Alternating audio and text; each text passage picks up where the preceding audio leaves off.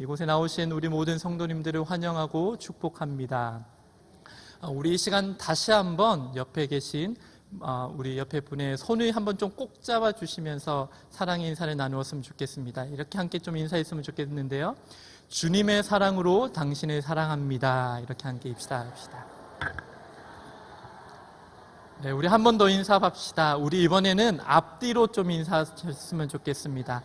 앞뒤로도 한번 손을 꼭 잡아주시면서 주님의 사랑으로 당신을 사랑합니다. 함께 인사합시다. 아멘.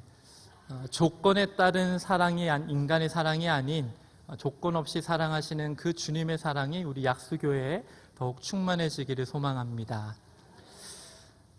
우리가 잘 아는 중국 고대 사상가인 우리 공자가 있죠. 그 공자에게 자공이라는 제자가 있었습니다. 어느 날 이 제자 자공이 공자에게 한평생 올바른 인간의 삶을 살 수 있도록 인간에게 필요한 것을 단 한 글자로 하면 무엇일까요? 라는 질문을 했습니다. 그때 이 공자는 서슴지 않고 기서호인저 라고 대답을 합니다. 다시 이야기하면 오직 설을 행함이다 라는 말입니다. 여기서 이 서라는 말은 용서할 서자입니다.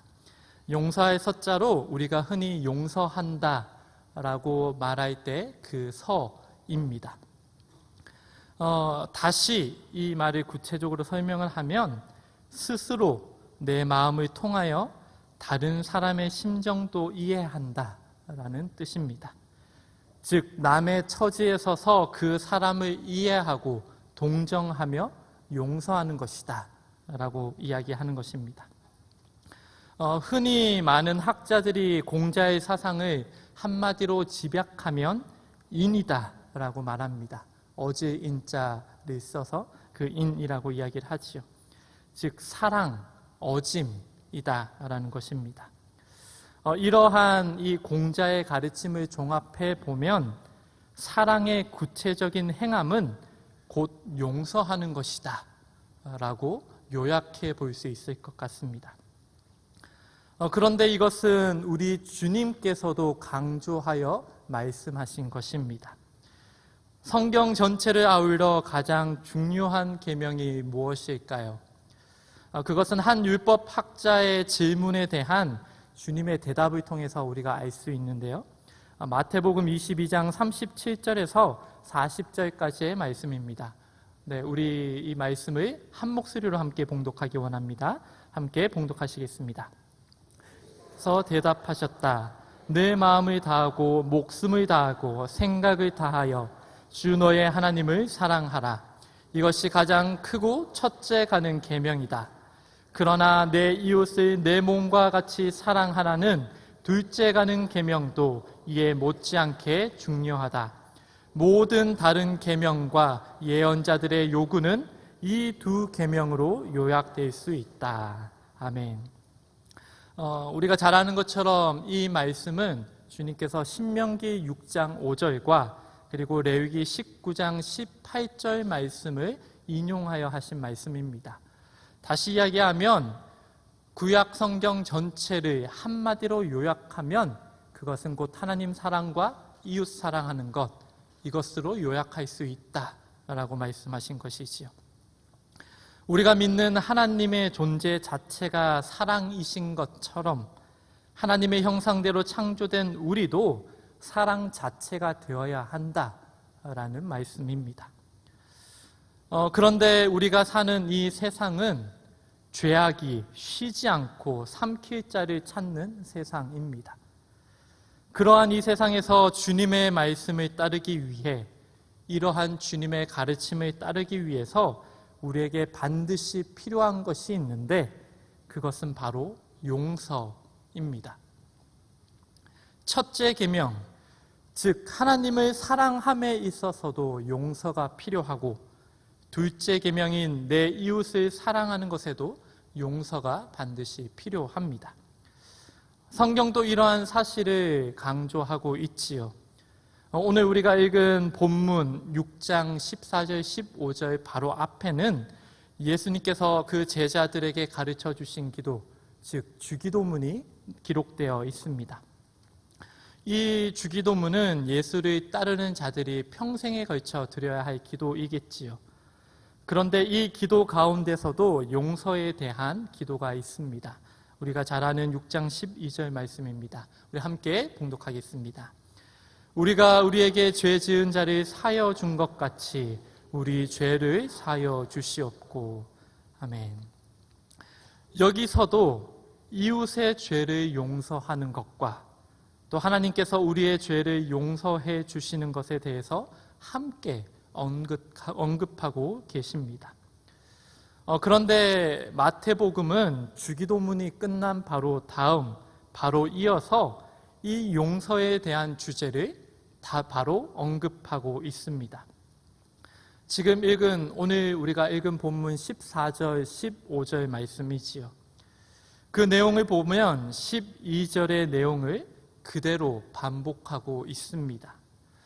마치 중요한 내용을 꼭 집어내어서 다시 강조하는 것 같습니다. 왜 그러셨을까요? 그것은 용서가 중요하다라는 것이겠지요.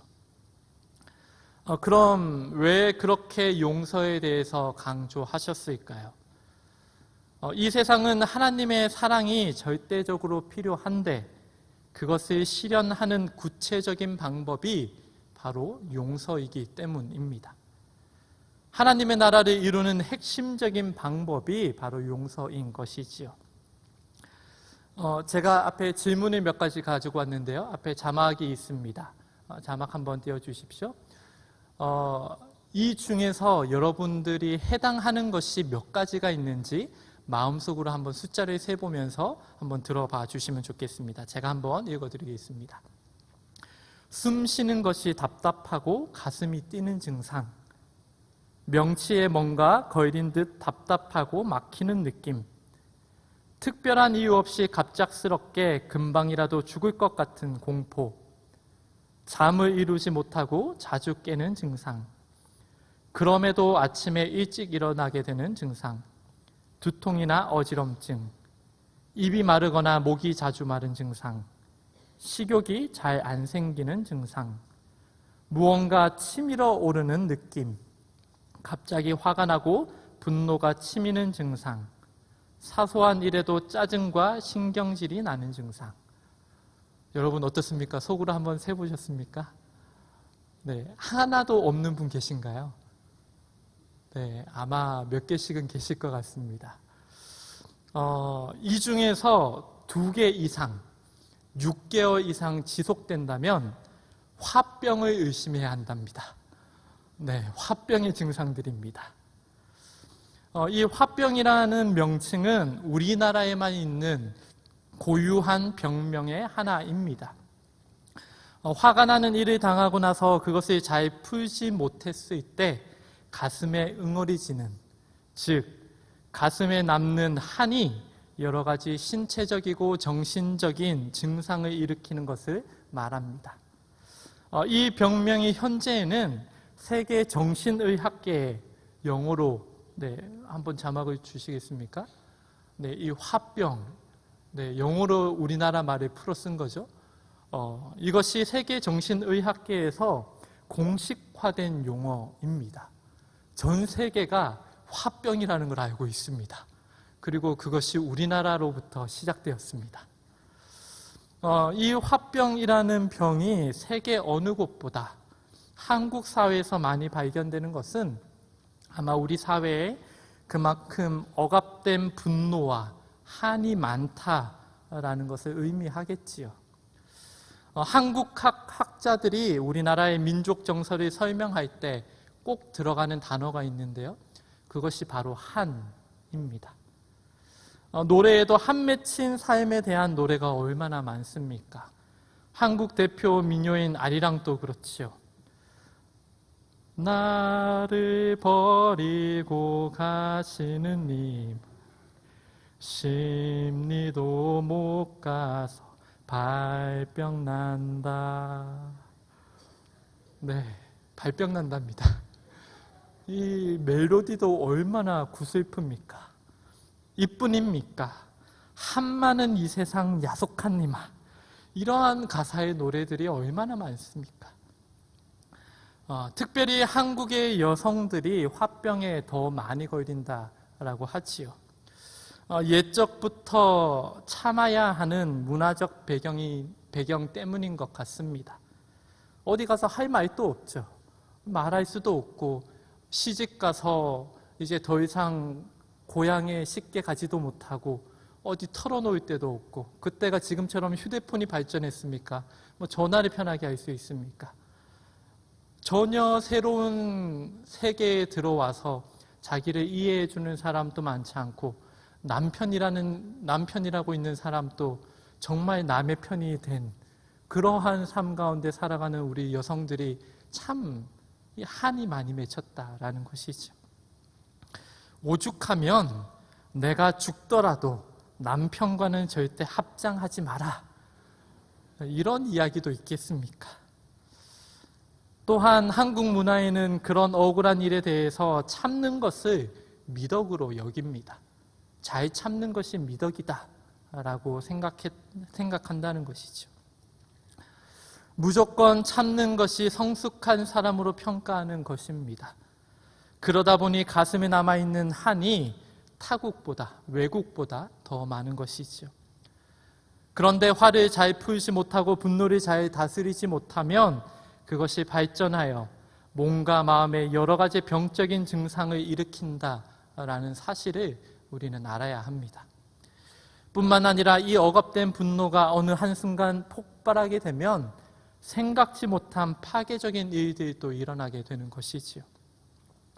이러한 일들이 생겨나는 이유가 무엇일까요?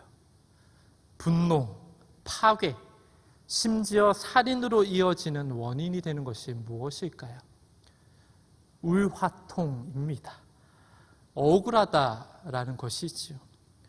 잘못해놓고서 오히려 떵떵거리고 심지어 다른 사람들을 선동하여 더 괴롭게 합니다.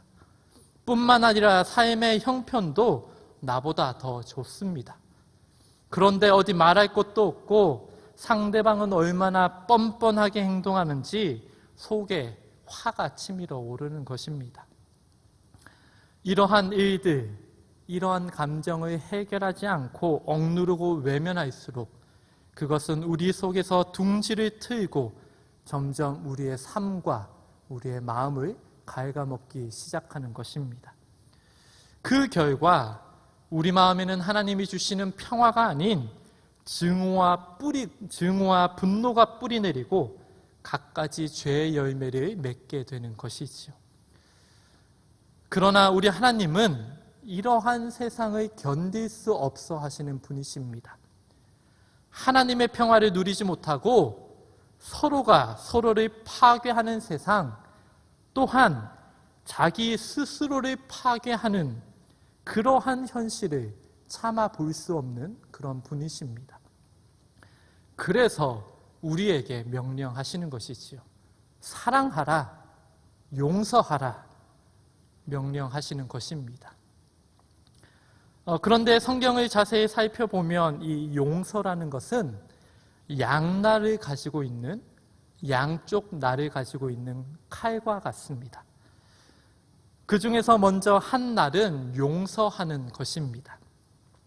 내가 상대방이 잘못한 일을 용서하는 것이지요. 그리고 또 다른 면은 용서를 비는 것입니다. 내가 상대방에게 잘못한 일에 대해서 용서를 구하는 것입니다. 용서는 이 두 가지가 함께 이루어질 때 온전해집니다. 그런데 우리는 흔히 자기중심적으로 하나님의 말씀을 실천할 때가 많습니다. 즉, 용서를 구해야 하는 일은 무시하고 용서를 받아야 할 일만 강조하는 것입니다. 누군가에게 끊임없이 폭력을 행사하는 사람이 있습니다. 폭언과 폭력을 끊임없이 행사합니다. 그리고는 상대방에게 진심으로 반성하고 용서를 구하지는 않으면서 오히려 하나님을 믿는다면서, 너는 하나님을 믿는다면서 어떻게 나를 용서하지 않을 수 있냐, 라고 이야기합니다. 이것은 하나님의 뜻을 심각하게 착각하는 것입니다. 기억할 것은 용서라는 것은 양날의 검이라는 것입니다. 용서하는 것과 용서를 비는 것, 이 양날을 통해 사단의 견고한 진이 무너지고 하나님의 나라가 이루어져 간다라는 것입니다. 오늘 우리가 읽은 이 두 가지 본문을 통해서 이러한 말씀에 대해서 더 구체적으로 살펴보기 원하는데요. 먼저 5장 23절, 24절에 우리가 함께 살펴보기 원합니다. 이 구절에서는 두 가지의 중요한 주제가 등장합니다. 그것은 예물과 화목입니다.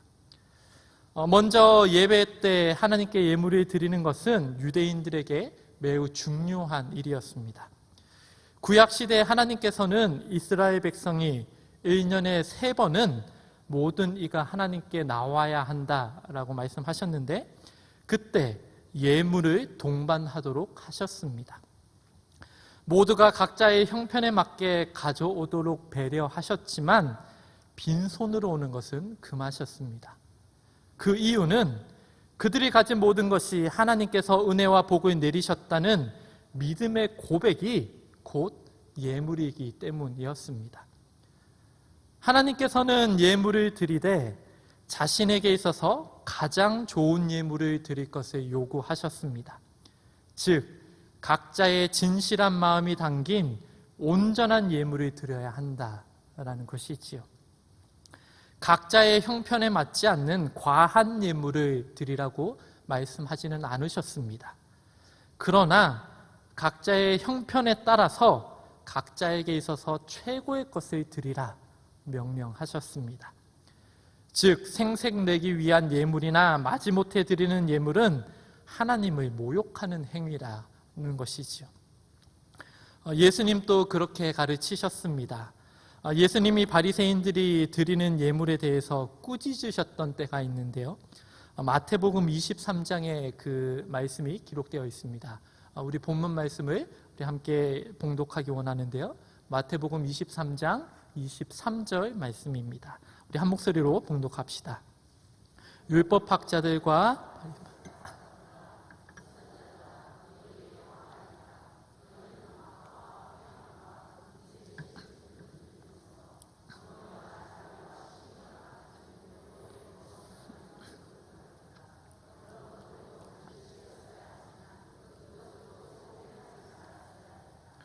아멘. 본문에서 주님은 삶의 순종이 없고 진실하고 인격적인 마음은 사라진 형식적인 예배와 예물을 꾸짖고 계시는 것입니다. 그런데 그렇다고 예물을 드리는 것을 중단하거나 금지하라 말씀하지는 않으십니다. 즉 예물을 드리는 것과 하나님의 본뜻을 지키는 것이 병행되어야 한다라는 것이지요. 이처럼 예물을 드리는 것을 강조하는 까닭은 그것이 예배의 본질 가운데 하나이기 때문입니다. 하나님께 예물을 드리는 것은 하나님에 의해 산다라는 것을 고백하는 행위입니다. 예물을 드리는 사람은 자신이 물질에 의존하여 사는 것이 아니라 하나님에 의존하여 살아간다라는 믿음의 표시인 것이지요. 그런데 주님은 또 다른 한 가지를 언급하고 계십니다. 화목입니다. 그런데 여기서도 주님은 예물 드리는 것을 중단하라고 말씀하지는 않으십니다. 단 예물을 드리는데 선행되어야 할 것을 말씀하고 계시는 것이죠. 이 본문은 자신과 아주 가까운 사람에게 분노를 품는 문제를 지적하고 있습니다. 예수님은 그 당시 세계를 잘 알고 계셨습니다. 예수님이 사셨던 당시 유대 사회는 이러했습니다. 유대를 지배하고 있던 로마인들은 유대인들을 모욕하고 핍박했습니다. 또한 과거 한민족이었던 사마리아인들은 이 유대인들을 때로 공격하기도 했습니다. 또 반대로 사마리아인들에게 복수를 하기도 했습니다. 또한 유대인들 중에는 여러 분파가 있었는데 서로 다른 분파들은 서로를 모욕하고 또 공격했습니다. 그런 식의 편가르기는 한 마을 안에도 있었고 친족들 사이나 심지어 집안 식구 사이 안에서도 있었습니다. 그런데 이러한 외부적인 상황은 각 가정 내부에도 영향을 끼치게 됩니다. 외부에서 생긴 분노를 개인의 집에서 표출하는 것이지요. 오늘날도 마찬가지입니다. 오늘날로 비유를 해보면 아마 이러할 것 같습니다. 상사에게 한 소리를 듣고 온 중력이 자기 사무실에 가서 비서에게 화풀이를 합니다. 그리고 이 비서는 집으로 가서 자기의 아내와 또 자녀들에게 고함을 치지요. 그리고 이 자녀들은 자기보다 약한 친구나 또 다른 대상들에게 화풀이를 합니다. 이 풀 데가 없으면 자기보다 약한 사람들에게 풀기 마련입니다. 인간의 본성인 것 같습니다. 모든 경우는 아니라 할지라도 많은 경우 분노는 아래로 향합니다. 대부분 자기보다 약한 자에게 향하면서 확장되는 것이죠. 사실 이 이야기를 할까 많이 고민했는데요. 오늘 이 자리에 올라오기 전에 일이 너무 많아서 설교를 쓰는데 참 바빴습니다. 그런데 아내와 저의 아이가 사무실에 찾아왔습니다. 그리고 아이가 잠시 사무실에 있고 저희 아내는 잠시 일이 있어서 이제 밖에 나갔었습니다. 그러니까 이제 이 아이가 제 자리로 와서 엄청 이제 설교 쓰지 못하게, 집중하지 못하게 이제 계속 이제 방해를 하더라고요. 그러니까 갑자기 이 욱함이 올라왔습니다. 그러면서 이제 아내에게 바로 이제 전화를 했죠. 지금 어디냐고, 설교 때문에 지금 바쁜데 지금 어디 갔냐고. 이 많은 일들로 인해서 이 쌓인 이 분노가 이 아내에게 향한 것입니다. 그런데 오늘 설교 주제가 또 용서입니다.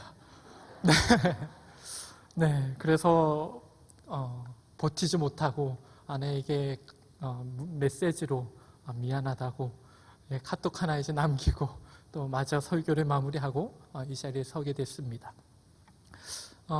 사실 한 가지 예를 들었지만 이러한 예가 우리 가운데 얼마나 쉽게 또 자주 일어납니까? 다른 사람으로 인해서, 다른 상황으로 인해서 생긴 분노가 정작 그 대상에게 풀어지는 것이 아니라, 그 사람과 그 문제를 해결하는 것이 아니라 자기보다 약한 대상에게 그것을 풀어놓는 것입니다. 이러한 인간의 본능, 이 죄의 본능이 있는 것이죠. 그렇다면 이러한 다양한 문제들에 대해서 예수님은 뭐라고 가르치고 계신가요? 예수님의 비유로 말씀하심에 따르면 어떤 한 사람이 희생 제물을 성전 뜰까지 가져왔는데 어떤 틀어진 관계가 갑자기 떠올랐습니다. 성령님의 일하심 중에 중요한 일이 이것입니다. 우리의 삶을 조명하여서 죄를 깨닫게 하고 우리의 삶이 변화하도록 우리를 이끄시는 것입니다. 그래서 죄에 저항하여 죄가 반복되고 확장되는 것을 끊어버리도록 하시는 것입니다. 다시 본문으로 돌아가 보면 당시 예수님의 비유의 이야기를 듣고 있던 청중들은 대부분 갈릴리 출신들이었습니다. 갈릴리는 예배 드리러 모였던 예루살렘 성전에서 사흘 정도 거리는 거리였습니다. 따라서 이 말씀을 그들의 상황에 적용해 보면 이렇습니다. 살아있는 짐승을 가지고 예배를 드리러 왔다가 용서를 빌어야 할 사람이 생각이 난 것입니다. 그래서 살아있는 짐승을 성전 뜰에 거의 일주일을 방치해 두고 집으로 돌아가서 그 잘못한 사람에게 용서를 구하고 다시 예루살렘으로 돌아오라 라는 말씀인 것입니다. 현실적으로 어려운 일입니다. 여러분, 그렇게 많은 사람들이 짐승을 예루살렘 뜰에 다 풀어놓고 집으로 가면 어떻게 되겠습니까? 현실적으로는 어려운 일이지요. 그럼에도 불구하고 주님께서 이렇게 말씀하신 이유가 무엇일까요? 그것은 서로 간의 관계를 강조하기 위한 것이었습니다. 요점은 예배를 드리러 올 때 자신과 이웃, 가족과 형제자매 사이에 아무런 분노도 남지 않도록 하루하루를 살아야 한다라는 것입니다. 즉, 예배하기 위해서 하나님의 존전에 나오는 자들은 하나님의 관계에 대해서 온전한 마음으로 나와야 합니다. 그뿐만이 아니라 사람들과의 관계에 있어서도 온전함을 힘써 지켜야 한다라는 말씀인 것이지요. 이 본문에 있어서 중요한 점은 예배자 본인의 분노가 아니라 예배자에 대해 다른 사람이 느끼는 분노에 초점을 맞추고 있다라는 것입니다. 예수님께서는 만일 자신에 대해서 어떤 사람이 분노하고 있는 것이 생각나거든 예배자는 예물을 놔두고 즉시 가서 상처를 입힌 그 형제와 화목해야 한다라고 말씀하는 것이지요. 5장 24절에서 먼저 가서 형제와 화목하고 그 후에 와서 예물을 드리라 라고 말씀하시는데요. 이것은 적극적인 성격을 띠고 있는 말로 솔선수범하여 화해하라 라는 뜻을 내포하고 있습니다. 그리고 나서 예물을 드리기 위해 돌아와야 한다라는 것이지요. 5장 24절에 함께 현대어 성경 번역본으로 한번 읽어보기 원하는데요. 5장 24절을 함께 읽어보겠습니다. 너는 그 재물을 제단 앞에 놓아두고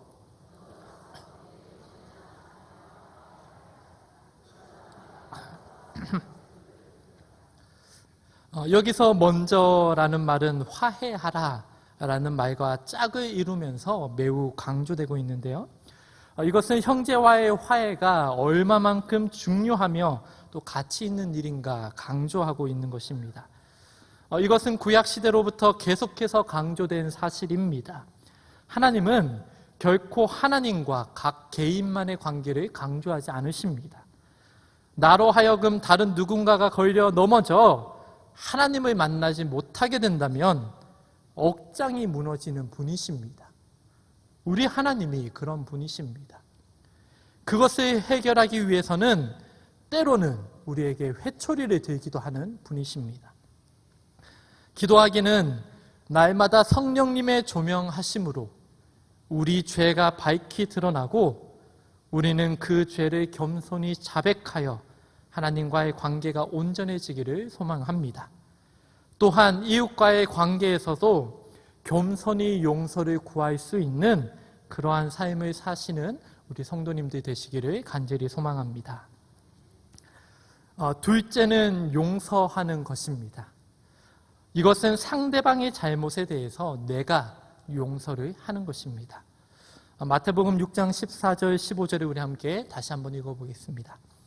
너희가 사람의 잘못을 용서하면 너희 하늘 아버지께서도 너희 잘못을 용서하시려니와 너희가 사람의 잘못을 용서하지 아니하면 너희 아버지께서도 너희 잘못을 용서하지 아니하시리라.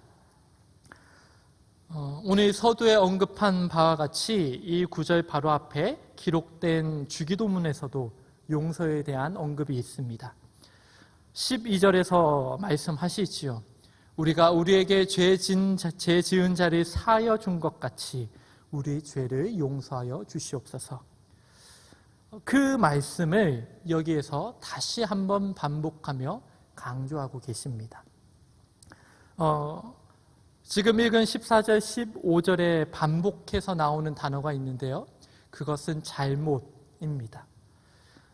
이에 해당하는 원어는 곁에서 떨어지다, 배신하다라는 뜻을 가지고 있는 단어입니다. 따라서 여기에서 잘못이란 말은 단순히 우리가 생각하는 어떤 실수, 그런 것이 나타내는 말이 아닙니다. 이것은 신의에 대한 배반 혹은 정의와 진리에 대하여 의도적으로 벗어나는 것을 의미합니다. 즉, 반드시 곁에 있고 협력하여야 할 사람을 떠나서 의도적으로 배신하는 것을 의미합니다. 결국 하나님께서는 자신을 용서해 줄 것을 고하면서 정작 자신에게 잘못한 누군가를 용서하지 않는다면 그것은 곧 하나님을 배반하는 것, 의도를 가지고 적극적으로 하나님을 배신하는 것과 같다 말씀하시는 것입니다. 하나님은 하나님과 관계 속에서 살아가는 자들에게 죄에 대한 끊임없는 회개를 요구하십니다. 입술의 고백만이 아니라 삶의 대전환이 일어나는 회개를 원하십니다. 그리고 그러한 회개가 지속될 때 우리의 속사람은 점점 예수 그리스도를 닮게 되며 그러한 사람이 많아짐을 통해서 하나님의 나라가 이 땅 가운데 굳건히 세워져 가는 것입니다. 그래서 주님은 이렇게까지 말씀하시는 것입니다. 너희가 하나님의 뜻을 준행하지 않는다면 그것은 곧 나를 배신하는 것이다. 내가 너희를 용서한 것처럼 너희도 서로 용서하지 않는다면 나도 너희를 용서하지 않을 것이다. 이 구절에서 주님은 은혜와 의무를 함께 말씀하고 계십니다. 오늘날의 말로 하자면 권리와 의무를 함께 말씀하시는 것입니다. 오늘날의 사람들에게 있어서 큰 문제가 무엇입니까? 여러 가지가 있을 텐데요. 그 중에 하나는 자신들이 누릴 권리에 대해서는 강조하면서 각자가 지켜야 할 의무는 지키지 않는다는 것입니다. 내가 누릴 것은 다 누리기 원하는데 내가 해야 할 것은 하지 않으려고 하는 태도이지요. 이것이 인간의 죄성인 것 같습니다. 그리스도인들에게도 자주 나타나는 모습이지요.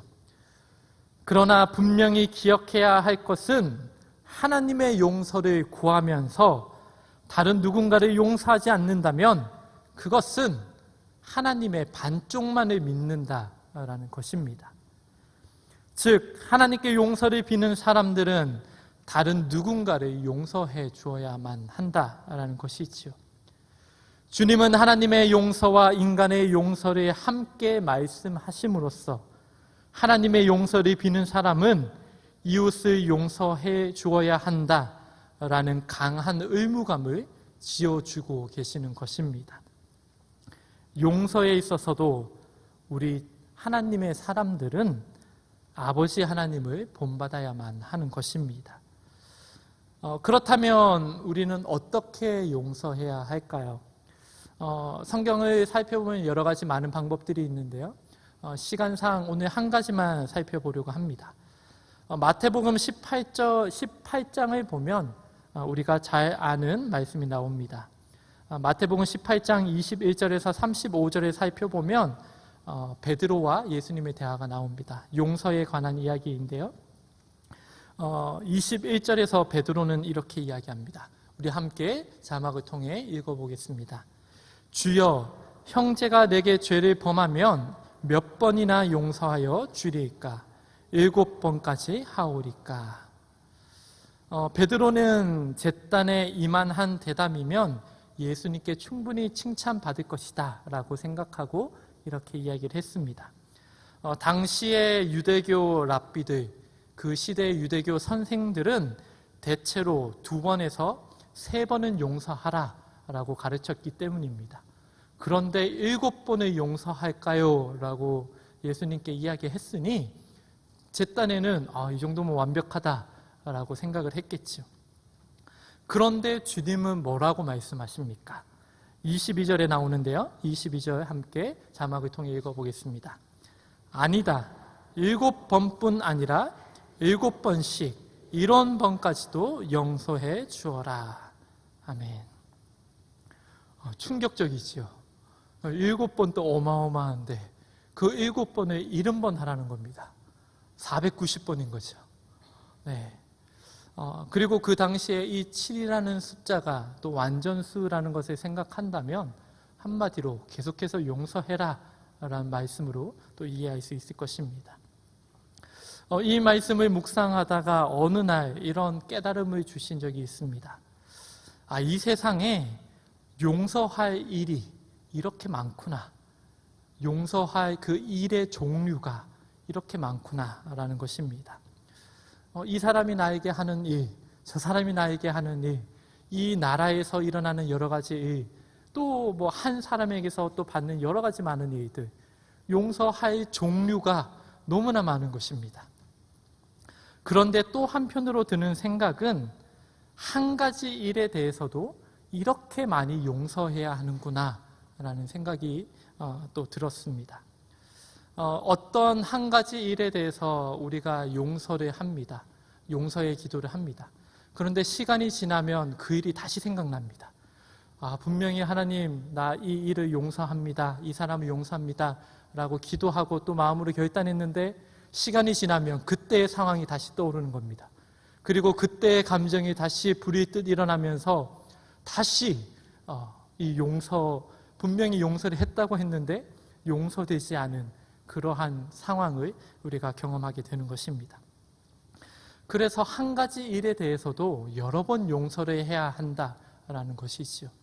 그 감정이 다시 또 올라왔을 때 그때 또 용서하는 겁니다. 하나님, 용서했었지만 또 이 감정이 다시 일어납니다. 다시 오늘 용서하기를 원합니다. 라고 기도하는 것이죠.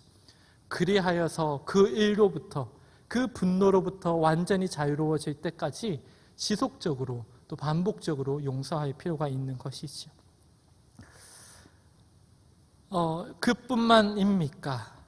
특히 또 상대가 나에게 용서를 구하지 않을 때, 또는 상대가 잘못 일하는 것을 깨닫지도 못하고 끊임없이 반복할 때, 또는 나보다 힘이 더 강해서 고의적으로 사과하지 않는 경우, 이때는 정말 이 분노가 어마어마하지요. 용서하는 것도 더욱더 어렵습니다. 그러할 때 분노는 우리 가운데서 더욱 크게 역사하지요. 마귀가 그러한 상황을 가만두지 않는 것입니다. 그러한 감정을 가지고 우리를 삼키려고 하는 것이죠. 그럴 때 우리는 그 한 사람에 대해서 혹은 그 한 사건에 대해서 반복적으로 용서할 필요가 있는 것입니다. 용서합니다 기도했지만 이후에 그 일이 떠오르면서 그 분노가 슬금슬금 다시 올라오지요. 그때 다시 용서해야 하는 것입니다. 즉 수만 가지 많은 일들에 대해서도 용서해야 하지만 한 가지 일에 대해서도 반복적으로 용서할 필요가 있다라는 것입니다. 마귀가 그 분노를 통하여 우리를 삼키지 못하도록 반복해서 기도해야 하는 것입니다. 이 시대는 어떤 일에 대한 심판을 스스로 하려고 합니다. 워낙 용서를 구하지 않는 시대다 보니, 용서를 빌지 않는 시대다 보니 어떻게든 스스로 해결하려는 시대입니다. 시대의 상황이 그러하다 보니 교회 안에서도 용서의 의미가 점점 퇴색되고 있습니다. 용서의 자리를 잃어가고 있는 것입니다. 마치 용서하지 않으면 자신의 억울함이 해결되지 않는 것처럼 생각하기에 더욱 용서하지 않으려고 하는 것입니다. 그러나 용서의 참 의미는 최종 심판의 권한을 하나님께 넘기겠습니다 라는 믿음의 결단입니다. 이 세상에서는 우리가 억울한 일을 당할지라도 그 억울한 일을 해결할 힘이 없는 현실에 억장이 무너질지라도 사랑이시며 동시에 공의와 정의의 하나님께서 가장 의로운 판결을 내리시도록 맡겨드리는 행위, 그것이 곧 용서입니다. 용서란 곧 하나님이 일하시도록 우리 삶의 보좌를 내어드리는 행위입니다. 용서를 통하여 하나님의 사랑을 행하는 자들이 많아질 때 하나님의 나라도 이 땅 가운데 더욱 확장되어져 갈 것입니다. 소망하기는 우리 약수교회 가운데 그리고 우리 성도님들 가운데 이러한 용서가 더욱 충만해지길 소망합니다. 우리가 사는 시대가 참 억울함이 많은 시대입니다. 우리가 살아가는 이 시대 가운데 교회가 빛이 되지 못하다 보니, 더욱 힘써 기도하지 않다 보니 불의와 부패가 더욱 판을 칩니다. 그러다 보니 용서도 더욱 자리를 잃어갑니다. 분노가 더욱 왕노릇하는 시대입니다. 그러나 이러한 시대 가운데 주님께서 우리에게 강조하시는 것은 용서하라라는 것입니다. 우리가 힘써 용서하길 원합니다. 참 쉽지 않습니다. 그러하기에 하나님의 도우심을 더욱 구해야 합니다. 우리가 처음에 인사한 것처럼 우리 인간의 조건으로, 인간의 계산에 따라서는 할 수 없는 일이지만 하나님의 그 사랑으로, 또 하나님의 그 용서하심으로 서로 용서하는 그 은혜가 우리 약수교회 가운데 더욱 충만해지기를 소망합니다. 이 시간 우리 옆에 분들 다시 한번 좀 손을 잡으면서 인사했으면 좋겠습니다. 하나님의 용서를 우리도 실천합시다.